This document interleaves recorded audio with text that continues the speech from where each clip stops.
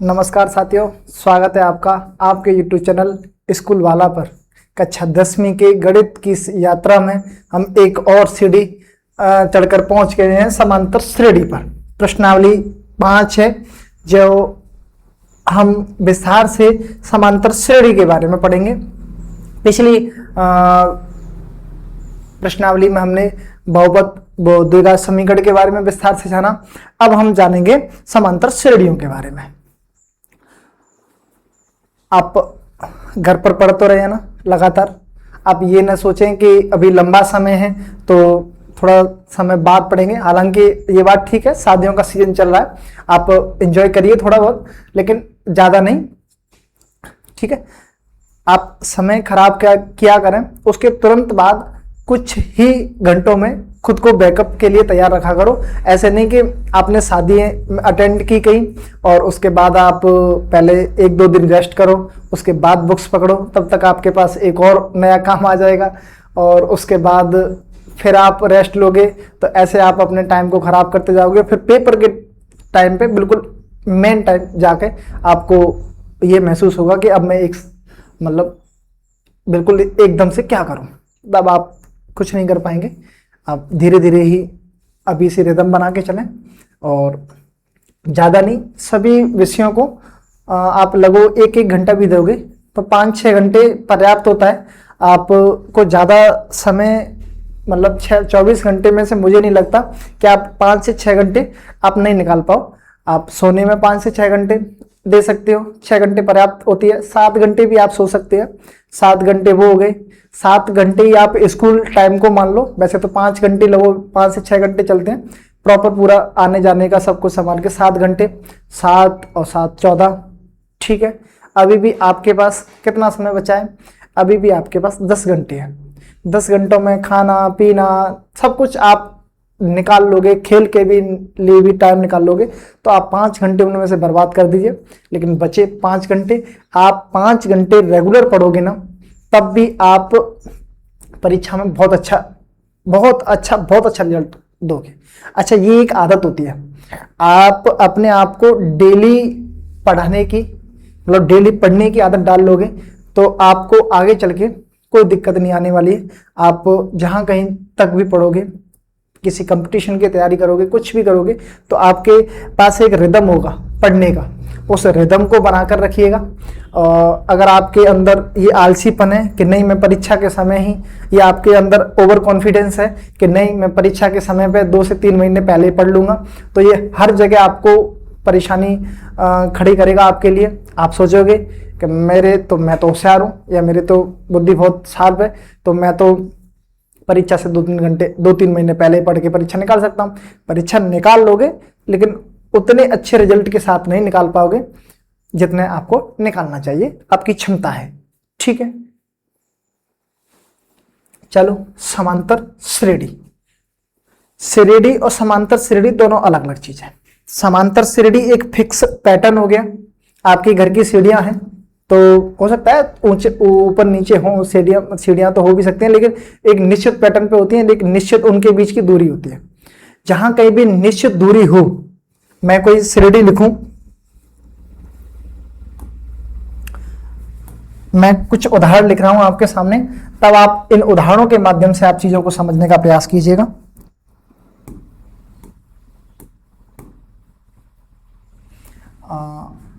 1 3 7 5 1 4 ऐसे करके ये जा रही है। मैं और उदाहरण लिखता हूं, -2 -4 0 2 11, ये भी आगे पता नहीं क्या है, ठीक है। मैं और लिख रहा हूं 2 4 6 8 10, ये भी आगे चल रही है।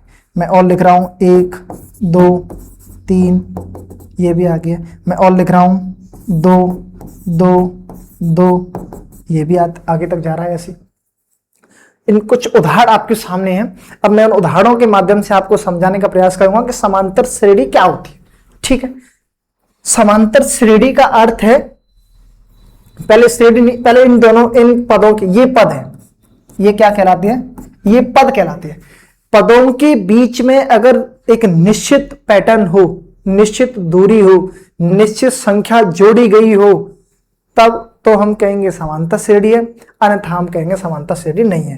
क्या इन दोनों के बीच में क्या अंतर है, 2, इनके 4, इनके 2, इनके 4, इनके 3, क्या ये सभी संख्याएं एक समान हैं?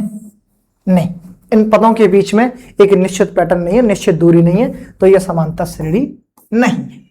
ठीक है, इनके बीच में देखिए दूरी, अंतर 2 का, अंतर 4 का, अंतर 2 का, अंतर 9 का, क्या ये निश्चित पैटर्न है? नहीं है, तो समांतर श्रेणी नहीं है। अच्छा, इनके बीच में 2, 2, 2, मतलब अगला पद, अपने से अगला पद एक निश्चित संख्या जोड़ने पर प्राप्त हो रहा है, तब हम कहेंगे कि यह समांतर श्रेणी है। अच्छा, इनमें 1 का, इनमें 1 जोड़ने पर, इसमें 1 जोड़ेंगे तो 4, इसमें 1 जोड़ेंगे तो 5, यानी कि यह समांतर श्रेणी है। अपने से अगले पद में एक निश्चित संख्या जोड़ने पर हमको जो सूची प्राप्त होती है वो कहलाती है समांतर श्रेणी, अरिथमेटिक प्रोग्रेशन। इसमें 0 जोड़ा, इसमें 0 जोड़ा, इसमें 0 जोड़ेंगे 2, यानी कि ये भी समांतर श्रेणी है। एक निश्चित संख्या, यानी कि 0 एक निश्चित संख्या होगी, सभी में 0 जुड़ रहा है, तो ये भी एक समांतर श्रेणी है। तब आप जान पाओगे कि समांतर श्रेणी क्या है। मैं इसको परिभाषा के माध्यम से और आपको बताना चाहूंगा। अरिथमेटिक प्रोग्रेशन क्या है? अरिथमेटिक प्रोग्रेशन क्या है? समांतर श्रेणी संख्याओं की ऐसी सूची, ध्यान से सुनना, संख्याओं की ऐसी सूची, श्रेणी मतलब सूची या श्रेणी कुछ भी कह लो, जिसके प्रत्येक पद में एक निश्चित संख्या जोड़कर प्राप्त की जाती है। मैं अभी बता रहा था, कोई उदाहरण आपके सामने रख रहा था कि 2, 4, 6, 8, 2 में 2 जोड़ा 4, 4 में 2 जोड़ा 6, 6 में 2 जोड़ा 8, यानी कि एक निश्चित संख्या जोड़कर प्राप्त, एक निश्चित संख्या हम जोड़ रहे हैं तो हमको क्या प्राप्त हो रही है? एक एपी प्राप्त हो रही है, एक समांतर श्रेणी प्राप्त हो रही है। जब कभी भी मैं एपी शब्द लूं तब आप समझ जाइएगा कि मैं समांतर श्रेणी की बात कर रहा हूं। अब से हम समांतर श्रेणी को शॉर्ट में एपी पढ़ेंगे, ठीक है, अरिथमेटिक प्रोग्रेशन। या इसकी दूसरी परिभाषा क्या है कि एक समांतर श्रेणी संख्याओं की ऐसी सूची है जिसमें प्रत्येक पद अपने पद में एक निश्चित संख्या जोड़कर, वो दोनों की भाषा लगभग एक जैसी है, एक अगला पद होगा वो अपने पद में एक निश्चित संख्या जोड़ करके प्राप्त होगा, वो कहलाती है हम एपी। एपी को हम इस तरीके, इस फॉर्मेट में हम लिख सकते हैं। ये हमारे क्या है? एपी, A1, दूसरा पद A2, तीसरा पद A3 और अंतिम पद A। यहाँ A1, यहाँ जो A1 है वो प्रथम पद है, A2 है वो द्वितीय पद है। अगर तीसरे पद की बात करें तो A3 तीसरा पद हो जाएगा और AN इसका कौन सा पद है? इसका AN अंतिम पद है। ये एपी के बारे में छोटी छोटी सी जानकारी प्राप्त कर रहे हैं। 5.1 प्रश्नावली 3 चप शब्दों पर टिकी हुई है। एक कौन सा? प्रथम पद की सबसे ज्यादा बात होगी। दूसरा कॉमन डिफरेंस, यानी कि इसको हम कहेंगे सार्व अंतर। क्या कहेंगे? सार्व अंतर, जिसको हम शॉर्ट में डी से प्रदर्शित करते हैं। किससे प्रदर्शित करते हैं? डी से, कॉमन डिफरेंस, सार्व अंतर। तो एक हम सार्व अंतर की बात करेंगे और हम ज्यादातर प्रथम पद मतलब ए और डी में, पूरी प्रश्नावली 5.1 ए और डी पे खत्म है। अगले पद पूछेगा या फिर ए प्रथम पद पूछेगा, प्रथम पद सार्वंतर दे रखा होगा, अगले 4 पद पूछेगा, इस तरीके के सवाल होंगे। हम प्रश्नावली 5.1 के हिसाब से यहां आपको बेसिक जानकारी दे रहे हैं, ठीक है। अब जानिए डी के विस्तार से। डी यानी कि सार्वंतर, डी यानी कि सार्वंतर। सार्वंतर क्या है? जो इन पदों के बीच में जो निश्चित दूरी थी, जो निश्चित संख्या हम जोड़ रहे थे, वही कहलाता है सार्व अंतर, कॉमन डिफरेंस। अब हम अगर हमको डी प्राप्त करना हो तो डी प्राप्त करने का फॉर्मूला होता है दूसरे पद में से पहले पद को घटा दो। इसमें से इसको घटा देंगे तो डी प्राप्त हो जाएगा, इसमें से इसको घटा देंगे तो डी प्राप्त हो जाएगा। यहां अगर A4 होता तो A4 में तो A3 घटा देते तो डी प्राप्त हो जाता, तब मैंने यहां लिखा है A2 माइनस A1 तो भी डी प्राप्त होगा। A3 में से A2 घटाएंगे तो भी डी प्राप्त होगा। और यदि हम AN यानी कि लास्ट पद से ठीक पहले पद को घटा देंगे, n-1 को घटा देंगे तो भी हमको क्या प्राप्त होगा, डी प्राप्त होगा। इस तरीके से हम डी को निकालना सीखेंगे। मैं यहां आपको एपी का व्यापक रूप बता देता हूं। एपी अगर हमको निकालनी होगी तो हम एपी को इस फॉर्मूले से निकालेंगे। इसको जरा गौर से देखना। ए यानी कि प्रथम पद, ये तो दे ही रखा होगा या निकाल लेंगे। ए प्लस डी यानी कि प्रथम पद में डी जोड़ने पर हमको दूसरा पद प्राप्त हो जाएगा। दूसरे पद में यानी कि दो सार्वंतर 2d या d को कितनी बार जोड़ेंगे, 2 बार, तो a plus 2d a plus 3d। इस तरीके से हमको एक श्रेणी प्राप्त होगी और वो श्रेणी क्या कहलाएगी, समांतर श्रेणी। तो ये AP का व्यापक रूप हो गया, a plus D a plus 2d a plus 3d। जहां कहीं भी आपसे AP पूछे तब आपको प्रथम पद ज्ञात होना चाहिए और सार्वंतर ज्ञात होना चाहिए। दोनों चीज अगर आपके पास हैं तो इस सूत्र के माध्यम से आप AP निकाल सकते हैं। a plus D a plus 2d a plus 3d ऐसे ऐसे अंत तक चीज जाएगा। ठीक है, चले, ये रही आपकी बेसिक जानकारी। अब हम चलते हैं प्रश्नावली के अगले पार्ट की तरफ। पहला सवाल है कि निम्नलिखित स्थितियों में से किन स्थितियों में संबद्ध संख्याओं की सूची AP है। हमको क्या ज्ञात करना है कि AP कौन सी है और AP है तो वो क्यों है। ठीक है, कौन सा सवाल है देखते हैं। पहला सवाल हालांकि परीक्षा की दृष्टि से थोड़े से कम महत्वपूर्ण है ये प्रश्न, लेकिन मतलब दिमाग खाने वाले हैं थोड़ा सा। मैं कहूं कि प्रश्न की वैल्यू 5 पैसे की है और दिमाग खाएंगे 5 रुपए वाला। ठीक है, घबराने की कोई बात नहीं है, आप चीजों को समझना।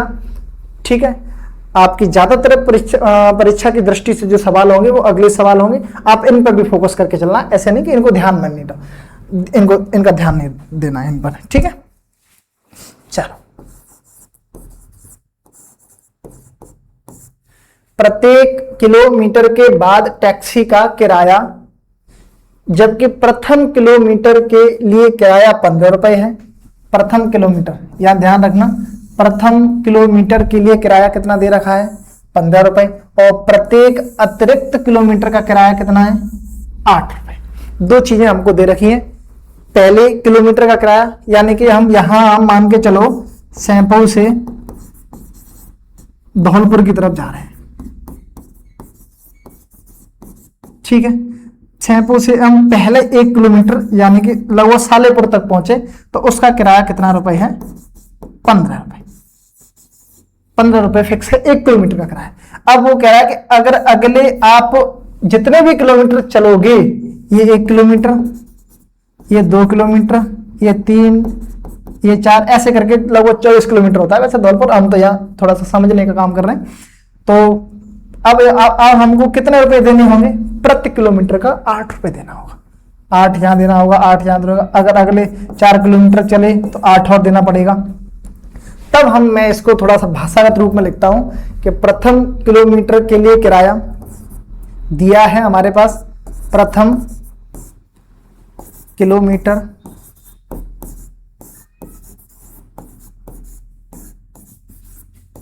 के लिए किराया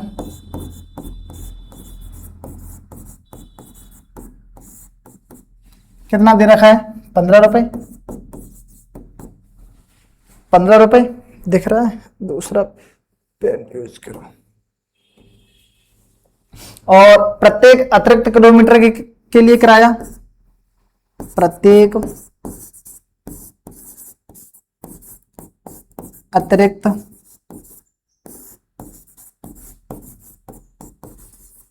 किलोमीटर के लिए किराया बताओ कितना है, तब आप कहोगे 8। ठीक है, यानी कि पहले किलोमीटर के लिए कितना है, 15 रुपए। यानी कि प्रथम पद हमारे पास क्या आ जाएगा, प्रथम पद बोले तो A1, कितना आ गया 15। अब अगले दूसरे पद यानी कि द्वितीय किलोमीटर के लिए द्वितीय पद हो जाएगा, द्वितीय पद यानी कि A2। अब 15 में हम कितना जोड़ेंगे 8 जोड़ेंगे, तब हम कितना प्राप्त हो जाएगा 15 8 23। तृतीय पद हम अगर हमको ज्ञात करना हो, तृतीय पद यानी कि A3 23 में और कितना जोड़ेंगे 23 में 8 जोड़ेंगे, तब हम कितना प्राप्त हो जाएगा 31। 3 पद ही बहुत है और पद आगे निकाले, बताओ। तो हमारे पास A1 A2 और A3 ये 3 चीजें आ गई, A1 A2 और A3। अब हमको क्या ज्ञात करना है कि क्या ये AP है। अब हम देखेंगे क्या इनका अंतर समान आ रहा है, तब हम क्या चेक करेंगे, तब हम इनका D चेक करेंगे। D1 कितना होता है A2 माइनस A1, A2 का मान कितना है 23 माइनस 15 बराबर कितना आएगा 8 आएगा। D2 चेक करो, D2 के लिए A3 माइनस A2, A3 का मान 31 माइनस 23 बराबर कितना आएगा 8। अब आप कह सकोगे, अर्थात हम कह सकते हैं कि D1 का मान D2 के बराबर है। अतः यह क्या है, अतः यह एक AP है। बस हमको इतना निकालना था। बेसिक से सवाल है, ज्यादा कुछ नहीं है। थोड़ा सा भाषा के सवालों को मेरे हिसाब से पहले नहीं रखना था, बाद में इनको लाते, लेकिन कोई ना, जब आपके परीक्षा में आपके सिलेबस में दे रखे हैं तो हमको तो उसी क्रम से पढ़ाने हैं। तो प्रथम किलोमीटर के लिए किराया दे रखा है कितना 15 रुपए, प्रत्येक अतिरिक्त किलोमीटर के किराया कितना दे रखा है 8 रुपए। अर्थात हमारे पास पहला पद तो है ही है, पहली दूरी हमारे पास है 15 किलोमीटर, तो प्रथम पद हो जाएगा। अब अगले हमको 1 किलोमीटर और जाना है, तब हमको 8 रुपए और देने होंगे, यानी कि टोटल हमारे 2 किलोमीटर का किराया कितना हो गया 23 रुपए। अगर हमको 1 और किलोमीटर जाना है, मतलब 3 किलोमीटर जाना है, तब हमको किराया कितना देना पड़ेगा 31 रुपए। ऐसे ही हमको आगे तक जाना होगा, तो हम ऐसे ही 8 जोड़ते हुए जाएंगे, तब हमारे पास एक AP आ गई। तो हम यहां लिखेंगे AP 15 23 31 और ये आगे तक जाएगी। ठीक है, ये रहा हमारा सवाल। चलें, दूसरा सवाल क्या कह रहा है कि किसी बेलन, कोई बेलन है यानी कि कोई एक बेलनाकार कोई भी वस्तु है, सिलेंडर है कोई,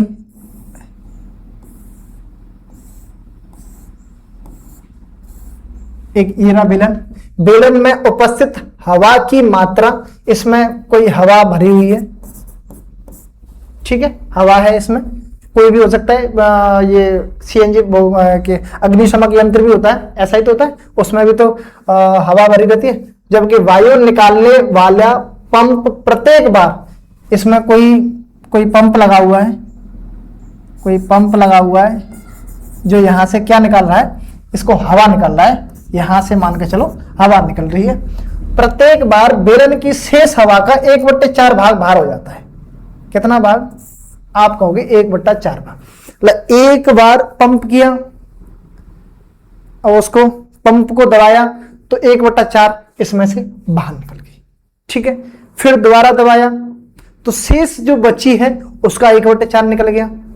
या इस शब्द में विशेष ध्यान देना, शेष हवा का, ये शब्द बहुत इंपॉर्टेंट है, शेष हवा का, यानी कि जो बची है, जैसे मान के चलो अगर इसमें हवा 1 है, मान के चल रहे 1% है, या 1 हम जहां कहीं भी लेके चलते हैं तो 100% का हम एक मान के चलते हैं। अगर इसमें हवा की मात्रा 1 है तो एक बार में 1/4 निकल जाएगी, तो 1 में से 1/4 गई, तो 4 - 1 मतलब 3/4 बचा। अब अगर अगली बार जब वो पंप को दबाएगा तो 3/4 में से 1/4 घटेंगे, न कि 1 में से, ठीक है। फिर जो बचेगी फिर दबाएगा, फिर -1/4 होगा। ऐसे हम कर दें। अगर आप एक मान के सवाल को हल कर रहे हैं तो भी आपका सवाल सही जाएगा, लेकिन आप अपने गणित के हिसाब से आप क्या नाम से वो उत्तरमाला के हिसाब से इस सवाल को हल करना चाहेंगे, तब मैं H मान के इसको करूंगा कि माना बेलन में हवा की मात्रा v है, वो सॉरी v मान के करूंगा। माना बेलन में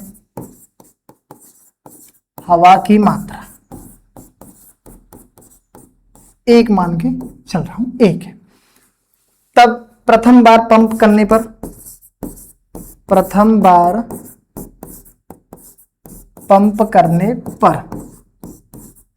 बार पंप करेंगे तो मात्रा 1 है। वो कह रहा है कि एक बार पंप करने पर कितनी मात्रा बाहर चली जाती है, 1/4 भाग बाहर चला जाता है। मतलब 1/4 इसमें से हम जब घटाएंगे तब हमको प्राप्त होगा 4 - 1/4 यानी कि 3/4। ठीक है, ये हमारे पास प्रथम बार पंप करने पर। अब अगर द्वितीय बार पंप करेगा तब द्वितीय बार पंप करने पर वो कह रहा है कि जबकि वायु निकालने वाला पंप प्रत्येक बार बेलन की शेष हवा का, ये शब्द आपको विशेष काम करेगा कि शेष हवा कितनी बची है, 3/4 का भाग मतलब बाहर निकल जाता है। अभी तो 1/4 किसका था, 1 का 1/4 था, 1 का 1/4 था।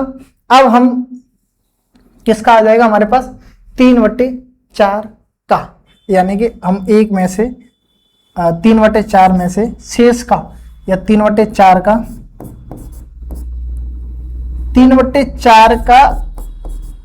1/4 भाग बाहर निकल जाता है।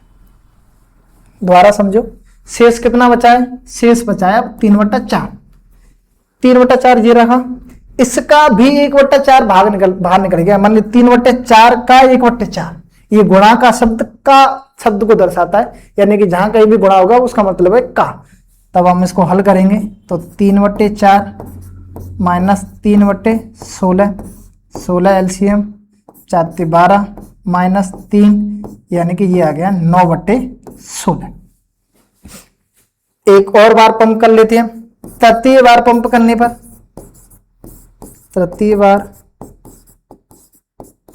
पर, यानी कि 9/16 का 1/4। ये तो आप समझ रहे हैं कि मैं कैसे कर रहा हूं, ठीक है।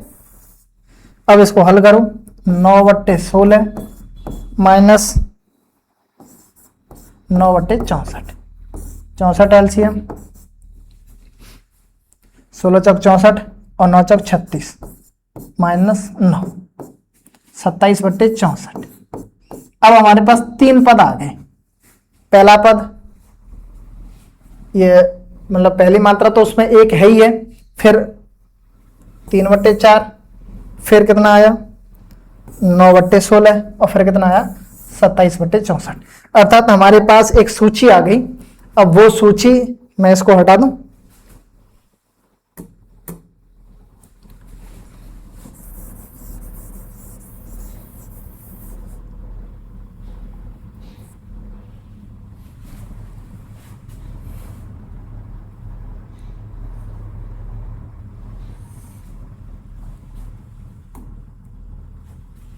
अब हमारे पास एक सूची आ गई।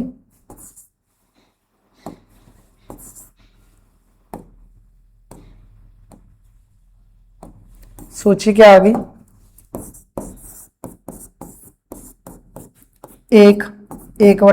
3/4 और 9/16 और 27/64, ये एक सूची प्राप्त होगी। आप इस लास्ट वाले पद को नहीं भी निकालते तब भी कोई दिक्कत नहीं। अब आपको ये देखना है कि क्या ये समांतर श्रेणी है या नहीं है। तब आपको D1 निकालना होगा, D2 निकालना होगा, D3 निकालना होगा। D1 A2 माइनस A1 निकालते हैं, ये A3 माइनस A2, ये सूत्र होता है A4 माइनस A3। निकालो A2 यानी कि 3/4 में से हम 1 घटाएंगे, तब हमको 4 3 माइनस, ठीक है 4 माइनस के 1/4। आगे A3 यानी कि 9/16 16 माइनस 3/4, 16 एलसीएम, 9 माइनस 4 12 माइनस के 3/16। पहली बात तो ये दोनों ही समान नहीं है, तब ये दोनों ही समान नहीं है तो हम कह पाएंगे कि जो हमारी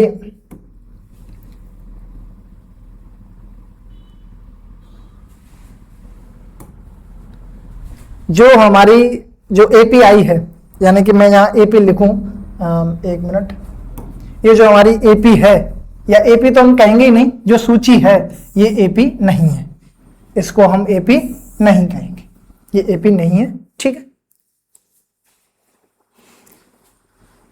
चलें अगले सवाल की तरफ।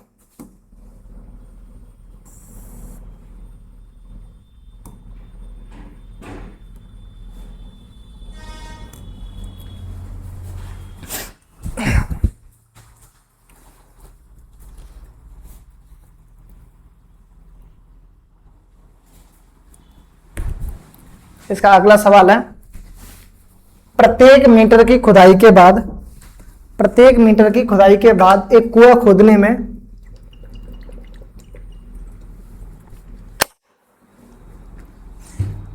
आई लागत, जबकि प्रथम मीटर की खुदाई में लागत 150 रुपए है और बाद में प्रत्येक मीटर की खुदाई में लागत 50 रुपए बढ़ती जाती है। आप अपने गांव में एक कुआं खोद रहे हैं, आप क्या खोद रहे हैं? कुआं। ये मान के चलो एक कोई कुआं खोद रहे हैं आप, पहले मीटर यानी कि यहां तक ये मान के चलो 1 मीटर है, 1 मीटर आपने कुआं खोदा, यानी कि ऊपर से, सॉरी, आपने यहां तक 1 मीटर ये कुआं खोदा तो आपके पास लागत आई 150 रुपए। अब अगर आपने अगले 1 मीटर और खोदा तब आपको लागत आई है 50 रुपए, अगले और 1 मीटर कुआं खोदा तब आपको लागत आई फिर 50 रुपए। यानी कि अब यहां से आगे जितने भी आप 1-1 मीटर कुआं खोदोगे तो आपको लागत 50-50 रुपए आएगी। यानी कि शुरुआत के 1 मीटर में आपको थोड़ा सा खर्चा ज्यादा हुआ था, फिर आपको, अब हम इसको हल कैसे करेंगे, क्या लिखेंगे? इन सवालों से घबराना नहीं है, परीक्षा की दृष्टि से इतनी ज्यादा महत्वपूर्ण नहीं है, आगे हम जो सवाल पढ़ेंगे वो ज्यादा महत्वपूर्ण है, उन पर फोकस करना। ठीक है, अब सवाल जो कि दिए गए हैं तो पढ़ाने तो है ही है। तो प्रथम मीटर की खुदाई की लागत लिखेंगे, प्रथम मीटर की खुदाई की लागत कितनी है साहब? 150 रुपए। यानी कि A1 का मान हमारे पास दे रखा है 150 रुपए। द्वितीय मीटर, अब मतलब अब प्रत्येक मीटर खुदाई में लागत अब कितनी आएगी? 50 रुपए। कहेंगे अतिरिक्त प्रत्येक मीटर की खुदाई में लागत तब आएगा 50 रुपए का खर्चा। अर्थात हम कहेंगे कि पहले यहाँ ये मतलब A1 का मान कितना आ गया? 150। अब हम यानी कि यहाँ से हम ऐसे कोई कुआं, यानी कि पहले 1 मीटर के लिए खर्चा 150 रुपए, फिर यहाँ से यहाँ तक 50 रुपए, यानी कि दोनों को जोड़ेंगे तो 200, फिर यहाँ से यहाँ तक 50, यानी कि कितना हो गया? 250, फिर यहाँ से यहाँ तक और 50, यानी कि कितना हो गया? 300। तब जाकर के हमारे पास लागत की जो श्रेणी आएगी, लागत की जो श्रेणी आएगी या सूची आएगी, लागत की जो सूची आएगी वो ये आएगी 150 में फिर 50 जोड़ेंगे 200, और 200 में फिर 50 जोड़ेंगे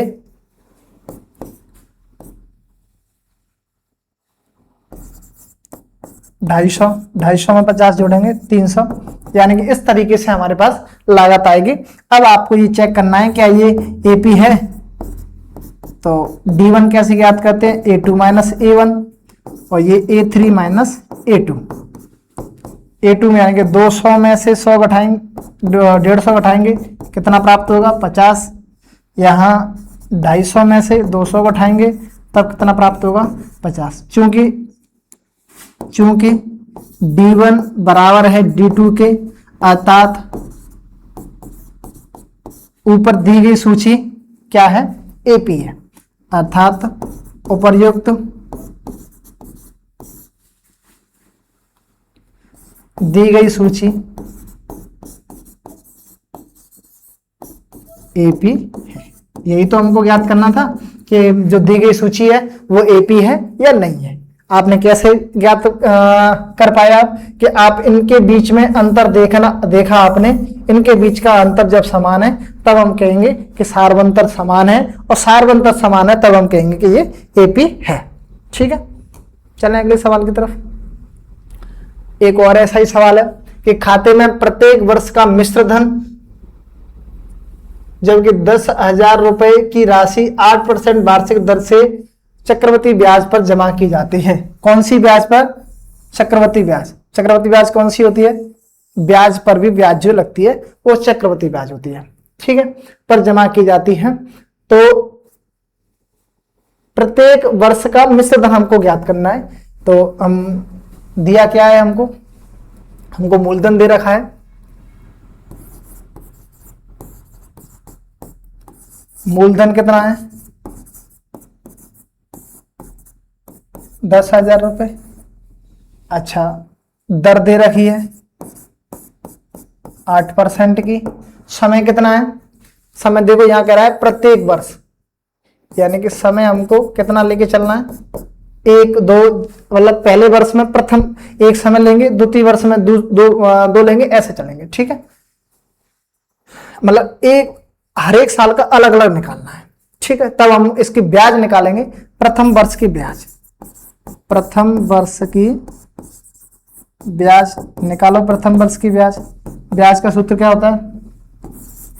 मूलधन इंटू समय इंटू दर बटे 100। यही सूत्र होता है सरल भाषा में। तो हाँ, चलो रखो। मूलधन कितना है? 10,000 इंटू समय कितना है? 1 इंटू दर कितनी है? 8 बटे 100। 0 से 0 गई, कितना बचा? 800। ये तो आगे ब्याज, लेकिन हमको निकालना है मूलधन। तो प्रथम वर्ष का मूलधन कितना हो जाएगा? नहीं, प्रथम वर्ष का जो चक्रवृद्धि ब्याज के बाद जो धन आया है वो मिश्र धन कितना हो जाएगा? प्रथम वर्ष का मिश्र धन। मिश्र धन कैसे निकालते हैं? मूलधन में हम ब्याज जोड़ देते हैं। मतलब मूलधन था 10,000 और इसमें हम कितना जोड़ देंगे? 800, तब आ जाएगा हमारे पास 10,800। ये प्रथम वर्ष का आया है अभी। ऐसे हमको कितनी वर्ष का निकालना है? 3 वर्ष का निकाल लेते हैं। ठीक है, द्वितीय वर्ष का। तो पहले हमको द्वितीय वर्ष की ब्याज निकालनी होगी। हमको द्वितीय वर्ष की क्या निकालनी होगी? ब्याज निकालनी होगी।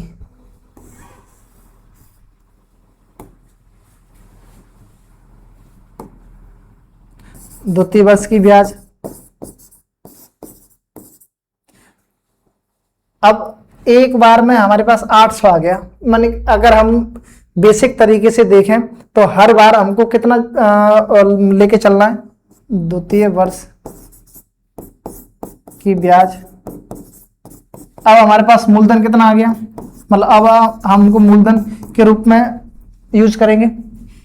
इंटू दर कितनी है? समय वही है, एक दर वही है, बटे 100। कितना आ जाएगा?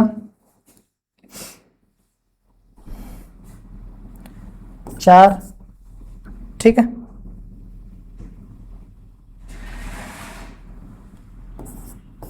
$864। कितना आ गया? 864। अब तो द्वितीय वर्ष का मिश्र धन कितना हो जाएगा? द्वितीय वर्ष का मिश्र धन, इसमें हम ये और जोड़ेंगे। 10,800 में 864 जोड़ दो। 4 6 6 1 1 11,664। अब हमारे पास एक, अगर हम यहीं से श्रेणी बनाना चाहें तो यहां से भी श्रेणी बन जाएगी। 10,000, 10,000 के बाद 10,800, 10,800 के बाद 11,664। तो एक सूची हमारे पास बन के तैयार हो गई। अब वो मैं यहाँ सूची यहाँ लिख देता हूं। सूची बन गई हमारे पास।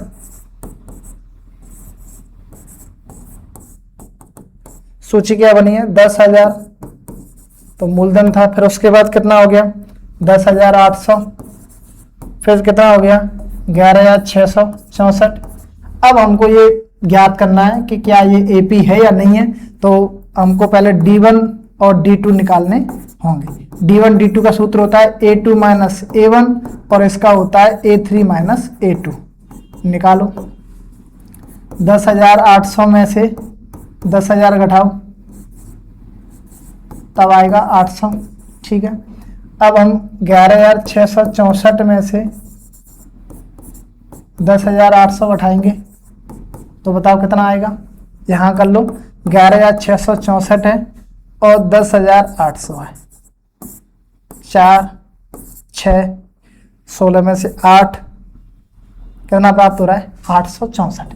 क्या ये दोनों समान आ रहे हैं? तब आप कहोगे कि दोनों समान नहीं आ रहे, और दोनों समान नहीं आ रहे तो ये एक समांतर श्रेणी नहीं है। लिखेंगे क्योंकि D1 और D2 बराबर नहीं है, इसलिए उपर्युक्त सूची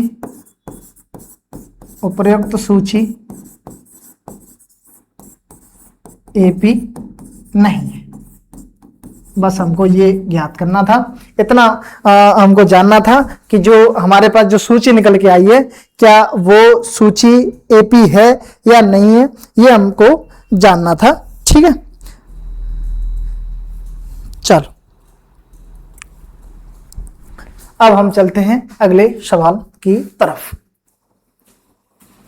यहां से सवाल आपके लिए आपकी परीक्षा की दृष्टि से आना शुरू हो गए। अब ये इन पर थोड़ा सा ध्यान देना, इनमें कुछ भी नहीं है। हम अब तक जो सवाल पढ़ रहे थे वो सच में थोड़े से मतलब लेंथी थे और बिना किसी सेंस के थे, लेकिन ये सवाल बहुत अच्छे हैं, इनमें कुछ नहीं है। हमको क्या ज्ञात करना है? तब आप कहोगे कि हमको प्रथम 4 पद निकालने हैं पहले सवाल में। तो और दे क्या रखा है? प्रथम पद दे रखा है और सारवंत दे रखा है। मैं आपसे बार बार यही तो कह रहा हूं कि आपके पास यदि ए है और डी है तो आप कुछ भी कर सकते हैं, कोई सी भी एपी निकाल सकते हैं। पहला सवाल ये रहा, तो मैं सवाल पहले को करता हूं। दिया है, आपको ऐसे ही परीक्षा में करके आना है। दिया है प्रथम पद यानी कि ए बराबर कितना दे रखा है? 10, और सारवंतर दे रखा है साहब डी कितना? 10। अच्छा, दोनों ही समान दे रखे हैं, प्रथम पद भी 10, सारवंतर भी 10। तब अब हमको एपी निकालना है। तो एपी का मैंने आपको स्टैंडर्ड फॉर्म बताया था, व्यापक रूप बताया था। ए प्लस डी, ए प्लस 2D, ऐसे ही आगे चलता रहता है। तो इसमें रख दो बस। ए का मान कितना है? 10, 10 प्लस 10, 10 प्लस 2 गुणा 10। अगर और आगे पद निकालेंगे तो और भी निकल जाएंगे, हमारा 3 पद से काम हो जाएगा। तो 10, ये कितना हो जाएगा? 20, ये कितना हो जाएगा? 10 दूनी 20, 20 और 10 30, और आगे ऐसे करके 40। तो ये हमारे पास एपी आ गई। देखो सवाल खत्म भी हो गया, शुरू होने से पहले ही सवाल खत्म। कुछ नहीं है, ये फार्मूला आपके पास आना चाहिए। आप इसमें रखोगे ए और डी के मान तो आपको सवाल हल हो जाएगा। ठीक है, कुछ नहीं है। पहला सवाल ये रहा। दूसरा सवाल करते हैं।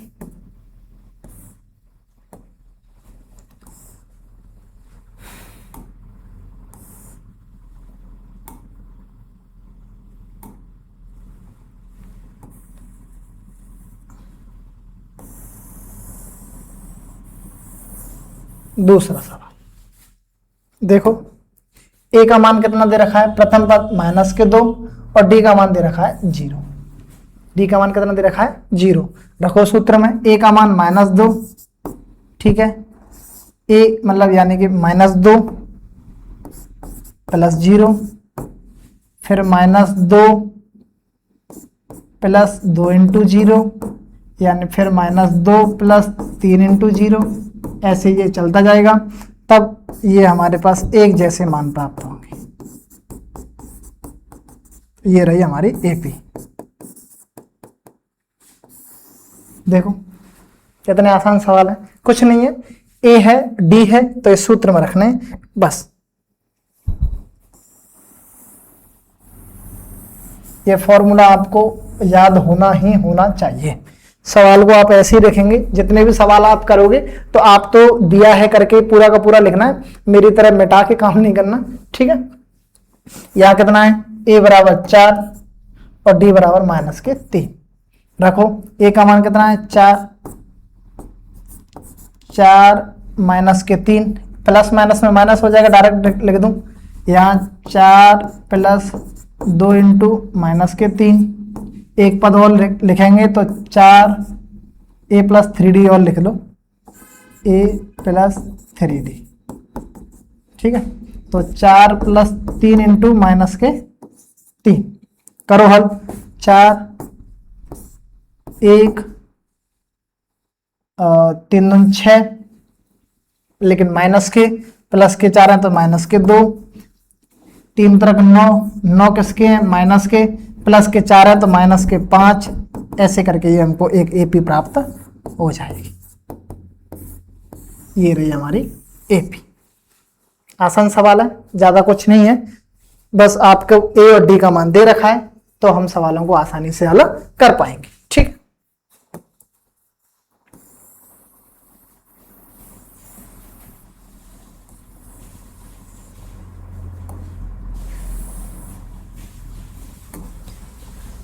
ए का मान कितना है अगले सवाल में, -1, ये सवाल नंबर 4 है, ठीक है। -1 और डी का मान है 1/2। चलो करो, ए का मान -1 रखो, ठीक है। फिर ए का मान -1 प्लस 1/2, फिर -1 प्लस 2 गुणा 1/2, फिर रखो -1 प्लस 3 गुणा 1/2, ऐसे चल के ये आगे चलता हुआ जाएगा। या -1, ये इसको हम हल करेंगे तो यहाँ बट्टे में 1 रख के ऐसे, अगर आप करना चाहो तो ऐसे कर लिया करो, लेकिन मैं एक शॉर्ट तरीका बता रहा हूँ, जो नीचे दी गई संख्या का ऊपर वाली संख्या से डायरेक्ट ही गुणा कर दिया करो। तो -2 प्लस 1/2, इसको हल करेंगे तो ये कट गया, -1 और +1 यानी कि 0 बचा। यहाँ इसको हल करेंगे तो -2 प्लस 3/2, तब ये हमारे पास एक एपी निकल के आएगी, -1 -1/2, 0 प्लस 1/2, ठीक है। अब तो मुझे नहीं लगता ज्यादा कुछ समस्या आपको आ रही होगी, वो तो पहले नंबर का सवाल थोड़ा सा भाषागत सवाल था तो दिक्कतें आ रही थी, आप उस पर ध्यान कम देना, लेकिन थोड़ा सा कम देना, सवाल परीक्षा की दृष्टि से ये ज्यादा है। अब आपका 5वें नंबर का सवाल है, ए का मान दे रखा है -1.25 और डी का मान दे रखा है -0.25। चलो करो, घबराना नहीं है बिल्कुल भी। प्रथम पद दे रखा है -1.25, लिख दिया। ए का मान दे रखा है -1.25 प्लस डी का मान दे रखा है, प्लस नहीं होगा, यहाँ भी क्या होगा माइनस होगा, क्योंकि माइनस प्लस में माइनस ही जीतता है। अब ए का मान -1.25 प्लस 2 इंटू 0.25, चलो यहीं तक पद ठीक है, 3D छोड़ो। -1.25, ये दोनों हम जब जोड़ेंगे तो -1.50, ये यहाँ माइनस क्या 1.25 है और ये 0.50 हो जाएगा, तब हमारे पास 50 हो जाएगा, तब हमारे पास आएगा -1.75। ऐसे ये सीढ़ी चलती जाएगी तो ये हो जाएगी हमारे पास एपी, ठीक है। ये रहे आपके सवाल नंबर दूसरे के सारे सवाल। कितने आसान थे, आसानी से आप इनको हल किया। मैं अगले सवाल की तरफ चलता हूं। सवाल नंबर तीसरा है। इसमें उसमें तो ए और डी दे रखा था और अगले हमको 4 पद पूछे थे क्या? अच्छा, 4 पद पूछे हैं, तो मैं यहां एक और पद लिख देता हूं। 1 पॉइंट वो सीधा 2 आ जाएगा, 2.0। ठीक है, 4 पद पूछे हैं, आपको 4 निकालने होंगे। चलो, निम्नलिखित में से प्रत्येक एपी के लिए प्रथम पद यानी कि ए निकालना है और सारवंतर डी निकालना है। यहां सवाल उल्टा है, वहां ए और डी दे रखा था, एपी निकालनी थी यानी कि 4 पद निकालने थे अगले। यहां 4 पद दे रखे हैं और ए और डी निकालना है। बहुत ही आसान है। आपको जितने भी आगे के पद दिख रहे हैं ये तो सभी ए है, ये तो प्रथम पद है। ये क्या है? प्रथम पद है। तो प्रथम पद को निकालना तो बहुत ही आसान हो गया। सवाल नंबर पहले में प्रथम पद यानी कि ए बराबर कितना आ गया? 3। अब निकालना है डी। डी के लिए हम क्या करते हैं? A2 minus A1। सवाल में पहले दे रखा है कि AP दे रखी है, AP है ये, यानी कि हमको ये तो चेक ही नहीं करना है कि ये AP है या नहीं है। सीधी सी बात है, ये AP है तो A2 में से A1 घटाने पर हमको D प्राप्त हो जाएगा। A2 कितना है? 1 माइनस A1 कितना है? 3। तब हमारे पास D आ जाएगा -2। सवाल खत्म। ए वो रहा, डी ये रहा, फिनिश। अगले सवाल की तरफ चलें।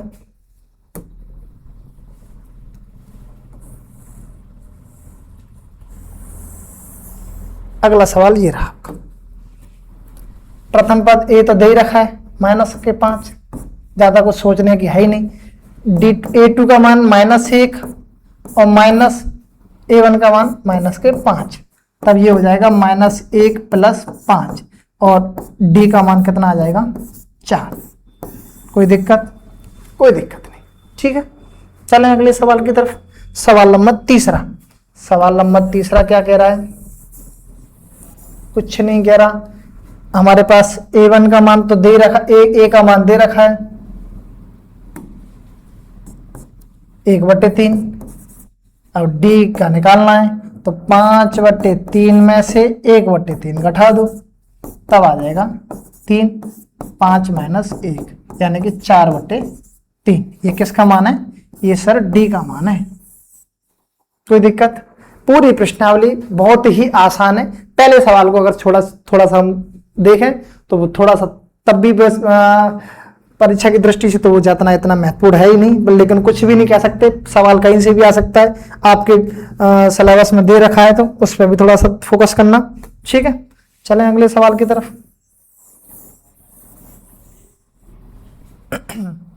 इसमें A1 का मान 0.6 दे रखा है। A2 कितना है? 1.7 माइनस के 0.6 घटाओ। अगर ऐसे घटाना नहीं आ रहा तो ऐसे यहां रख लिया करो। 0.6 कितना आएगा? 1.1 यानी कि डी का मान कितना आ गया? 1.1। बहुत ही आसान सवाल थे 3.1 के। पूरी प्रश्न संख्या 3 के जितने भी सवाल थे बहुत ही आसान भाषा में हमने सीखे। अब हम अगले सवाल की तरफ चलते हैं। सवाल नंबर 4 का कह रहा है कि निम्नलिखित में से कौन एपी है? यहां हमको चेक करना है कि कौन एपी है, कौन कौन एपी है। पहले तो ये चेक करना है, और यदि वो एपी है तो इसका सारवंतर यानी कि डी निकालो और इनके अगले 3 पद निकालो। यानी कि 1 2 3 4 पद तो दे ही रखे, इसके और अगले 3 पद निकालने हैं। हर एक सवाल में हमको क्या काम करना है वो समझो। सबसे पहले तो हमको ये देखना है कि क्या ये एपी है। अब एपी देखने के लिए सबसे पहले हम क्या करते हैं, हम देखते हैं क्या इन सभी पदों का सारवंतर समान है। यानी कि D1 A1 वो D1 D2 D3 D4 जितने भी संख्या है, जितने भी सारवंतर है, क्या समान है। तब हमारे पास ये दे रखा है। पहला सवाल है 2 4 8 16 डैश। यहां प्रथम पद यानी कि सीधा लिख दूं A1 कितना दे रखा है? 2। A2 कितना दे रखा है 4, A3 कितना दे रखा है 8, A4 कितना दे रखा है 16। अब हमको सबसे पहले D1 निकालना है, फिर D2, फिर D3, 3 ही बहुत है। इसके लिए सूत्र होता है A2 माइनस A1, इसके लिए होता है A3 माइनस A2, इसके लिए होता है A4 माइनस A3। 4 माइनस 2 बराबर कितना आ गया 2। 8 माइनस 4 बराबर कितना आ गया 4। और 16 माइनस 8 बराबर कितना आ गया 8। क्या ये तीनों समान है? नहीं है। तो नहीं है तो हम कहेंगे कि ये एपी भी नहीं है। हम लिखेंगे चूंकि D1, D2, D3 बराबर नहीं है, इसलिए ऊपर दी गई सूची, इसलिए सूची एपी नहीं है, सूची एपी नहीं है। ठीक है, यदि ये एपी होती तो हम सवाल को और आगे हल करते। यदि कोई एपी है तो सार्वंतर ज्ञात कीजिए और इनके 3 और पद ज्ञात कीजिए। अगर एपी होती तो हम सवाल को और हल करते।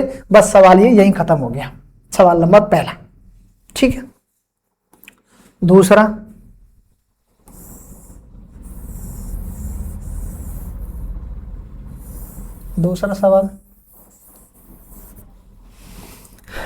सवाल क्या कह रहा है?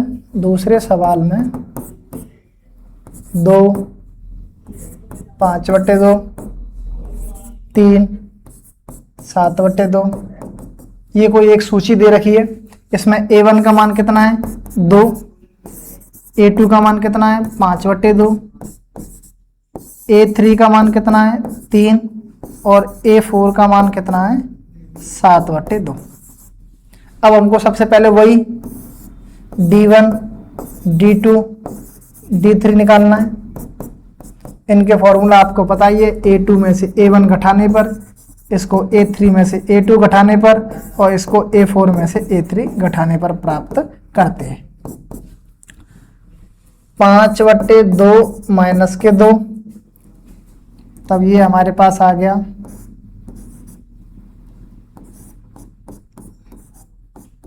1/2। साइड में दिख रहा है? ठीक है। अब यहां देखो A3 का मान कितना है 3 माइनस A2 का मान कितना है 5/2, तब हमारे पास 3 दूनी 6, 6 माइनस 5/2 बराबर 1/2। ठीक है, 7/2 माइनस के 3, 2, 7 माइनस 6 बराबर 1/2। चूंकि D1 बराबर है D2 बराबर है D3, अर्थात तीनों के मान बराबर है, तब हम कहेंगे कि सार्वंतर कितना है? सार्वंतर आ गया 1/2। इसलिए सार्वंतर D हो गया हमारा 1/2। अब अगले 3 पद निकालनी है। अगले 3 पद बोलो। 7/2 में क्या जोड़ दो? 1/2, तो हमारे पास आ गया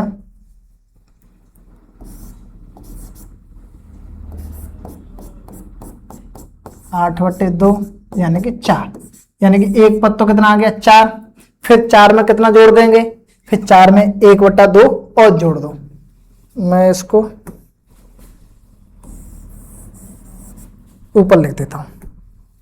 पहला पद तो ये हो गया, अगला पहला पद, और अगर आगे निकालना है तो 4 में फिर जोड़ दो 1/2, तो ये हो जाएगा 4 दूने 8, 8 1 9/2, फिर 9/2 में फिर जोड़ दो 1/2 और, तब ये हो जाएगा 2, 5, यानी कि एक पद तो ये आ गया, एक 9/2 और ये एक आ गया 5। ये रहे हमारे अगले 3 पद। हर एक सवाल में हमको ये काम करना है। सबसे पहले हमको ये देखना है कि दी गई जो सूची है या श्रेणी है, क्या वो समांतर श्रेणी है। अगर हम ऐसा पता कर पाए कि समांतर श्रेणी है, तब हम उसको सवाल में आगे और सवाल को हल करना है कि उसका एक तो सार्वंतर ज्ञात करना है। सार्वंतर हमने ज्ञात कर लिया 1/2, और हमको अगले 3 पद ज्ञात करनी है। तो अगले 3 पद के लिए हम हर एक पद में, यहां से आगे के हर एक पद में हम कितना जोड़ते चलेंगे? 1/2 2 जोड़ते चलेंगे।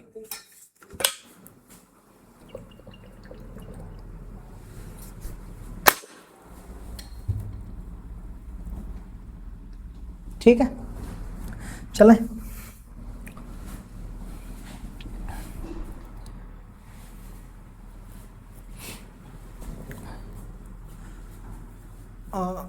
ठीक है, वीडियो थोड़ी सी ज़्यादा लंबी हो जाएगी। मैं अगर इसके सभी सवालों को, लगभग इसमें 15 सवाल हैं, सभी को कराऊंगा तो आधा घंटा से ज़्यादा समय और होगा। तो क्यों ना इन आगे के सवालों को हम दूसरी वीडियो में कवर करेंगे। तब तक के लिए आप पढ़ते रहिए और ये विशेष ध्यान रखिए, आप लगातार पढ़ेंगे तो ज़्यादा अच्छा रिजल्ट दे पाएंगे। और स्थायी भी वही होता है जो आप धीरे धीरे करके पढ़ते हैं। आप जब परीक्षा के समय एक साथ पढ़ोगे तो वो आपको स्थायी नहीं होगा, आगे किसी काम का नहीं रहेगा। ठीक है, पढ़ते रहिए। बहुत बहुत धन्यवाद। जय हिंद, जय भारत।